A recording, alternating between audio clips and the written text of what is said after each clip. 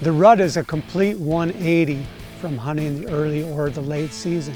Bucks are chasing does, they're making scrapes, they're making rubs. You're seeing all this deer sign. Things have just kicked into the next gear. The rut is rocking. Whitetail bucks have lost their mind in a fog of lust.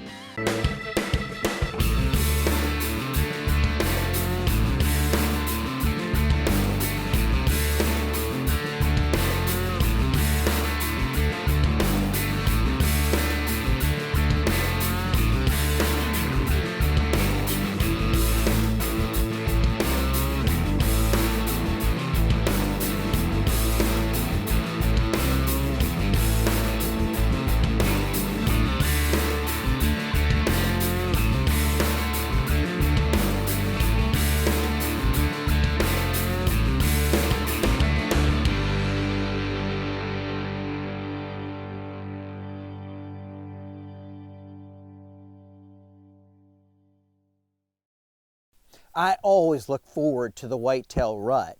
And as a whitetail hunter, I try to map out where I want to be at the peak of the rut. And where is that location? Well, of course, it's the sunflower state of Kansas.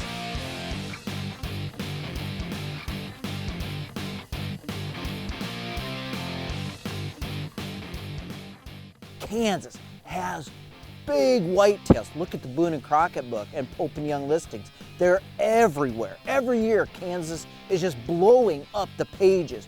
Giant non-typicals and typicals both. Kansas really is a utopia for white-tailed deer. It's a destination for those hunters who want to have a chance at shooting that buck of a lifetime. They grow huge bucks in Kansas. And where are they coming from? Well, that's the good thing about Kansas. All over the state, northeast, southeast, west, you can get a big whitetail buck almost anywhere in any zip code in Kansas. So where does my truck head to when I want to chase one of those big Kansas whitetails? To my friend Greg Gilman's place in northeast Kansas. Now, Greg and I have been hunting together for 10 years or more. We met at elk camp, but every year we have a reunion. Sometimes he ends up in my Wyoming backyard chasing elk, but most of the time we're down in Kansas. Greg is a wildlife property specialist for Clubhouse Realty. He focuses on some of the best properties in his area, and he grew up here, so he knows how to pick out a property that has everything: refuge, food, water, and the ability to take just a bare property and turn it into a whitetail wonderland. But Mark and I have been friends for, I guess, a little over a decade now. I met him at an elk camp and we kind of hit it off. So he's been hunting here and he knows the property pretty well. And we've kind of honed into a certain area where we like to start hunting every year. It's a great rut funnel point. The habitat is incredible. I mean, look at the Kansas landscape. You've got all these honey holes for bucks to grow up in. You've got woodlots, you've got grasslands, you've got old homesteads. I mean, these are all adjacent to these huge agricultural crops where they get all the nutrition they need to grow large antlers. Kansas, it's a great destination for big bucks. Land of Whitetail is brought to you by Cuddyback. CuddyLink, 16 cameras, 1 cell plan, $10 a month. By Thompson Center, America's master gunmaker. Get armed and deadly with Easton FMJ arrows. And by Matthews Archery. Visit sportsmansguide.com today and see why they're the place to go to get where you want to be outdoors. Find the very best deals on the latest gear for hunting, shooting, camping, and everything else under the stars to fuel your passion. Shop sportsmansguide.com. I've hunted Kansas during the early muzzleloader season, during the post-rut season, and during the rut. And I can tell you that all of those time frames, they provide a lot of thrill and they can provide a lot of challenge. Now, knowing Greg for this many years, I've had the experience to come here in every different season. I've hunted the early pre-rut, I've hunted the peak of the rut, I've even been here on late season bow hunts and gun hunts. I've I've seen it all here. Every year, Kansas is just blowing up the pages. For the past few years, I've been focusing all my Kansas efforts on bow hunts. I love bringing my Matthews down here and giving it a go. Kansas is just made for bow hunting whitetails. You know, I'm very particular on who I take hunting on my personal properties. Mark's really the only one that hunts with me. This piece of property I got here, I bought it around 10 years ago. You know, the main reason I bought it because it had all the criteria for shooting a big whitetail. On that first afternoon, I showed up just a little late. It's a long drive from Wyoming. But Greg and I went and checked some trail cameras. Man, big bucks were showing up on all his cameras. The next morning, it was sunshine and a south wind. That meant we could hit a property where a mega buck had been spotted. I got up in the stand in the dark, situated myself, and waited quietly. Finally, about mid-morning, everything started to break loose. I could hear the splash, splash, splash of a deer crossing a creek behind me. Then, oak leaves crunching. You knew a deer was about to show up. I looked over to a rub and he went right by that rub and ghosted in front of me. It was a nice buck, a nice 4x4. That buck came in perfectly, just as Greg had set up that stand. Right below me, 15 yards, then 12 yards, then 9 yards, a chip shot. Some other does come out into the field as this buck filtered off rutting, and then another young buck. The morning ended with no big buck sightings, but I definitely knew I was in Kansas and back in the game, the whitetail game. Now the rut, that's a totally different animal. Bucks are very aggressive during the rut. You can catch them during the day chasing does just about any time of day. And that's what's so exciting about hunting the rut. It's a much more aggressive form of hunting, and you can be a lot more aggressive in your tactics. Calling, rattling, decoys, mock scrapes, these all come into play during the rut. I had to come up with a plan, and Greg and I, for the next morning's hunt, scratched our heads, and he said, why don't you go where you shot your buck last year? And I said, why don't I go where I shot my buck last year? The reason that's a good stand, even though the deer can come from the west type direction, is the fact that this stand sits so high, and most of the time it funnels your scent right over the top of those deer. They never know you're up in there. That stand was golden that morning. There were deer everywhere. Right away at sunrise, deer were filtering right in front of us. There was chasing going on behind us.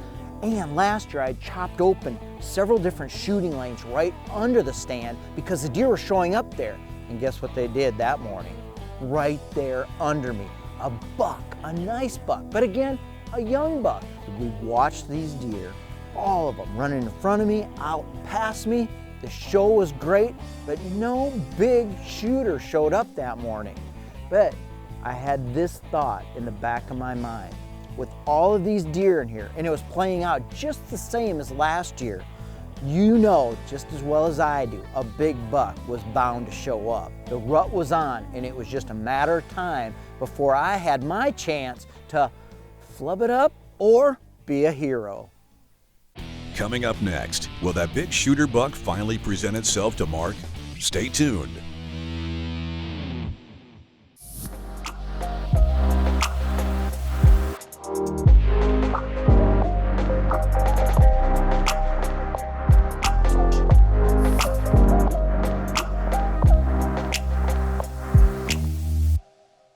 Dang that east wind! It was back again. So you know what that meant. I was going back to my favorite honey hole, that high stand way back on a creek bottom. It was a dry creek bottom with wetlands surrounding it and then steep hardwoods up to the side. The deer loved it because it was kind of a connecting point between good bedding cover and some of Greg's best food plots. One of the reasons Mark likes to hunt that stand, he's had great success there in the last 4 or 5 years. He's harvested a deer 2 of the last 3 years he's hunted here out of that stand. So he's taken with that place, and that's where he always wants to set, and it's always produced. Just a lot of activity in there. You're really in a secluded, heavy timbered area with a lot of grass, and they're pushing does in and out of there all day long during the rut. So that's one of Mark's favorite places to hunt when he's out here. Right away in the morning, we had rutting activity.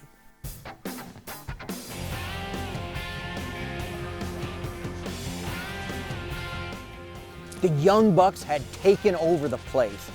These guys were ambitious and they were chasing every doe that they could find, back and forth. It was hard sometimes just to keep track of all these young bucks running these does, but it was definitely entertaining, and you had to be on your toes because you just never knew when a big buck would come charging down out of the hardwoods. The rut is really that big dance for white-tailed deer. As does come into estrus, bucks' testosterone levels go through the roof, and you can catch them out bird dogging does any time of day. And that's what makes hunting the rut so exciting. You can be more aggressive in your tactics, and you can take the hunt to the deer because these bucks are running crazy. It's that one time during the year that they're the most vulnerable. About 9 o'clock in the morning, I could hear something, and I turned around, and out of the corner of a little thicket came a big brawny deer. I checked it with my binocular. It was a mature deer. It looked like he was a 7x7 buck. He gave me one split second to possibly get off a shot, but with all the brush, the hard quartering away, and him moving at a rapid pace, I nixed that. He went out beyond the stand, too far to shoot, but made a big circle. And that circle would probably, because I've seen these deer do it time and time again, lead back right to where I was. Now about an hour later, the prophecy came true. I heard more shh, shh, shh, shh. Looked up the road, and that same buck, the 7x7, was coming down the road. Unfortunately, it was too high for me to get a shot through too much timber and too far. But he was definitely making this his core rutting area for the day. It really was a good morning. Young bucks all over. We finally had a shooter in sight, and I felt good that this buck would eventually show up right under my tree stand. These big bucks were overtaking this area. They were pushing out the smaller bucks. One of them had to show up the next morning, didn't it?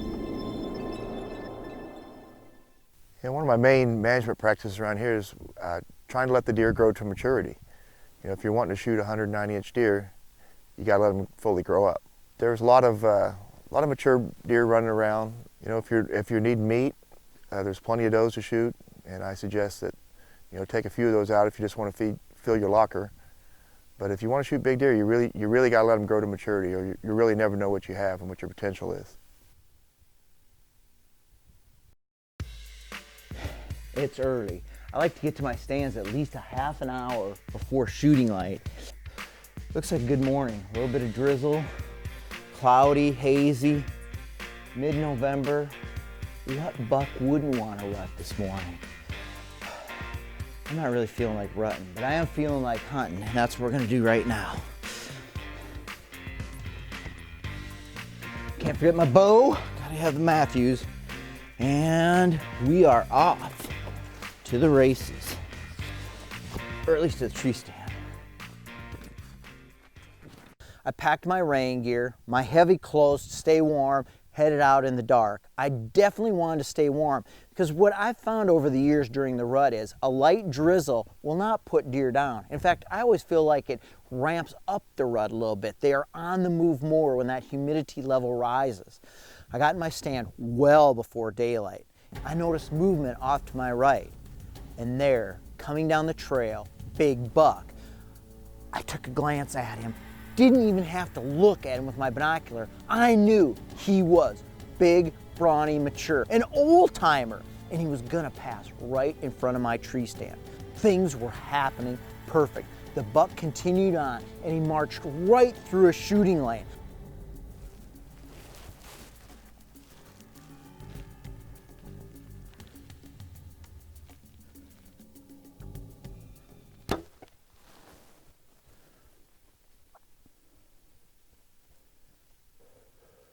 The feeling of watching a big monster buck hit the ground right in front of you, it's hard to describe, but you know what it is. Adrenaline rush, happiness. I mean, you're just on top of the world.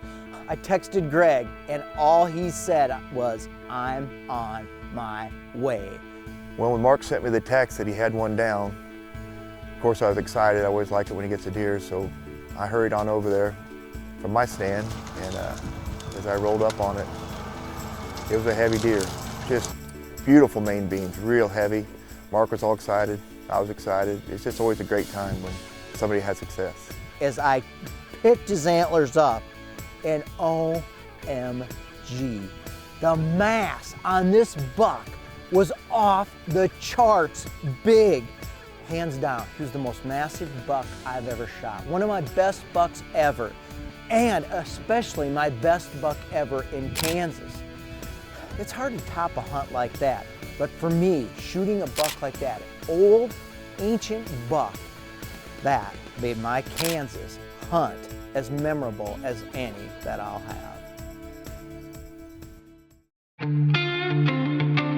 Land of Whitetail is brought to you by 10-Point Crossbow Technologies. There is no substitute. By Sever Broadheads, straight through it. I scent killer gold with Hunt Dry Plus technology.